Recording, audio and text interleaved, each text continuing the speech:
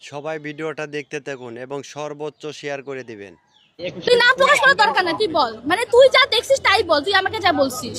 Table number 1 থেকে টিএমসিতে table number 1 থেকে আমাকে যে ব্যালট পেপারটা দেওয়া হয়েছে মাস্টার ব্যালট পেপার টিএমসিতে, তারপর 1 এ সাদিক ভাই আর হচ্ছে ফরহাদ ভাইয়ের অলরেডি কথা মানে এটা ব্যালটটা, আর আমি দেওয়ার আগে ওটা ফিল আপ করাচ্ছি।